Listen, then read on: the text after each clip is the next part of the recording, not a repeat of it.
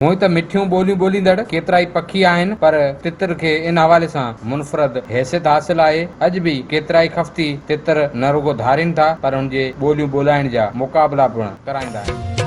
हल त हलूं यार ॿेई घुमण कचेड़े, हल त हलूं तितर जिते यार बोलनि शाम सुबुह ॾे, तितर जिते यार बोलनि शाम एतिरी माना महिनत हूंदी आहे, हिन ते मिटी टाइम ते ॾींदा आहियूं, पाणी टाइम ते ॾींदा आहियूं, ऐं खाधो खुराक बादाम पिस्ता जेका आहे इन्हनि खे खुराकूं टाइम ते सियारे जी ॾींदा आहियूं, जेके गर्मियुनि जी खुराकूं आहिनि उहो गर्मी जी ॾींदा आहियूं। दुकान जो कम भी कंदा आहियूं, गॾु हिते वेठल भी आहे, ॿोलींदड़ भी आहे, ॾाढो सुहिणो लॻे थो असांखे। पाक पुटी खां पोइ तितर तमामु बहितरीनु टाइम आहे, इन में तितर ॾाढो ज़बरदस्त ॿोलींदा आहिनि।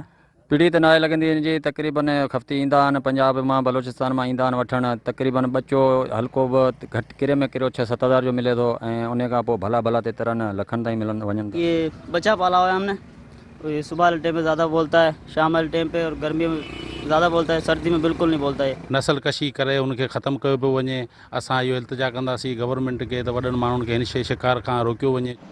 हाणे ज़रूरत हिन ॻाल्हि जी आहे त मिठियूं ॿोलियूं ॿोलींदड़ हिन पखीअ जे शिकार ते मुकमल पाबंदी हई वञे, जीअं हिन जो नस्ल ख़तमु थियण खां बची सघे। कैमरामैन मावजी कुमार ऐं फरहान कुंबर सां गॾु राजा Rashid comber, Sindh TV news, किपरो।